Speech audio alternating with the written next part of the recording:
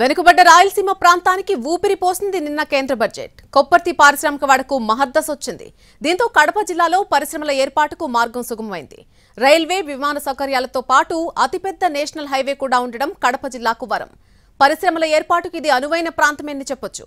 అయితే నీటి కొరత కొంత ఇబ్బందులు కలిగించే అవకాశం ఉంది. కడప ఇండస్ట్రియల్ కారిడార్కు తెలుగు గంగా ప్రాజెక్టు నుంచి నీటి సౌకర్యం కల్పించాలని స్థానికులు కోరుతున్నారు. దీనికి సంబంధించి మరిన్ని వివరాలు మా ప్రతినిధి రమేష్ అందిస్తారు.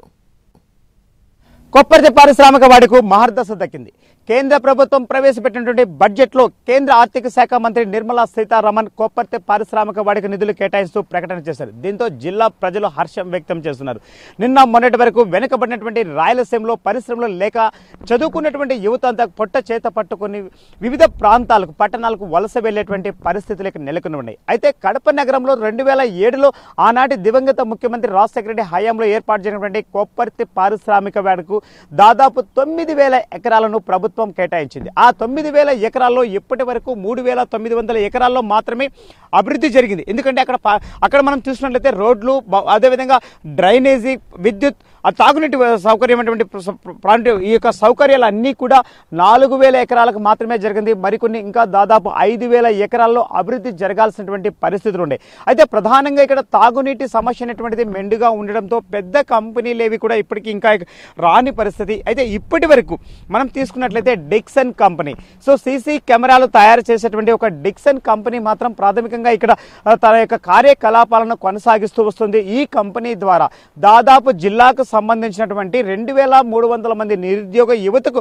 ఉద్యోగ అవకాశాలు దక్కాయి. అసలు దానితో పాటు మరికొన్ని చిన్న చితక కంపెనీలన్నీ కూడా వచ్చినప్పటికీ సో వాటి ద్వారా మనం తీసుకున్నట్లయితే దాదాపు ఒక 2,000 ఉద్యోగాలు కూడా ఇక్కడికి అవకాశాలు కల్పిస్తూ వచ్చారు.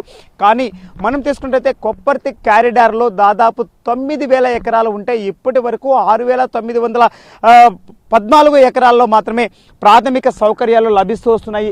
ఇంకా సౌకర్యాలు మెరుగుపరిచి ఇక్కడ పెద్ద పెద్ద పరిశ్రమలు ఇక్కడికి రావాలంటే కేంద్ర ప్రభుత్వం చొరవ తీసుకోవాల్సిన పరిస్థితి ఉన్నటువంటి నేపథ్యంలో సో కేంద్ర ప్రభుత్వం సైతం అదే దిశగా అడుగులు వేస్తూ ఈ యొక్క బడ్జెట్లో కొప్పర్తి కారిడార్ అభివృద్ధి కోసం భారీ నిధులు కేటాయించింది. దీని ద్వారా రోడ్లు, భవనాలతో పాటు అదేవిధంగా విద్యుత్ సౌకర్యాలతో పాటు తాగునీటి సౌకర్యాన్ని కూడా ఏర్పాటు చేయకుండా అధికార యంత్రాంగం చర్యలు చేపట్టే అవకాశాలు మెండుగా ఉన్నాయి. సో దీని ద్వారా భారీ పరిశ్రమలు కూడా కడప జిల్లాకు వచ్చేదానికి అవకాశాలు ఇక్కడ మనకు మెరుగుపడే వరకు కనబడుతున్నాయి. మనం తీసుకున్నట్లయితే కొప్పర్తి కారిడార్, ఈ కొప్పర్తి కారిడార్ అనేటువంటి దీనికి అటు రైల్వే కావచ్చు, ఇటు విమానాశ్రయాలు కావచ్చు, సో అత్యంత సమీపంలోనే ఉండడం, అంతేకాకుండా ప్రధాన నగరాలైనటువంటి అటు చెన్నై, ఇటు బెంగళూరు, సో మహానగరాలకు అనుసంధానం అనేటువంటి నేషనల్ హైవేలు సైతం ఈ ప్రాంతం గుండా వెళ్తూ ఉండడంతో ఇక్కడ భారీ పరిశ్రమలు ఏర్పాటు చేయడానికి పెద్ద పెద్ద కంపెనీలు వచ్చేటువంటి అవకాశాలు మెండుగా కనబడుతున్నాయి. ఎందుకంటే ఈ ప్రాంతాన్ని కూడా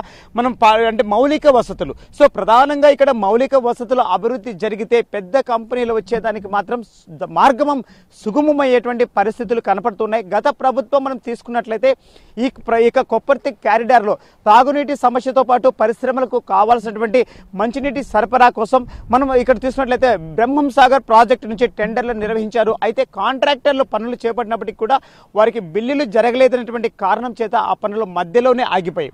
సో కేంద్ర ప్రభుత్వం కేటాయించినటువంటి కొత్త నిధులతో మౌలిక వసతులతో పాటు ముఖ్యంగా ప్రాథమిక తాగునీటి సౌకర్యంగా కల్పించినట్లయితే పెద్ద భారీ పరిశ్రమలు కడప జిల్లాకు వచ్చే అవకాశం కనపడుతుంది. రాయలసీమలో ఉన్నటువంటి నిరుద్యోగ సమస్యకు చమరగీతం పడే దానికి ఎక్కువగా మెండుగా అవకాశాలు ఉన్నాయి. కెమెరామ్యాన్ చాందుతో రమేష్, NTV కడప.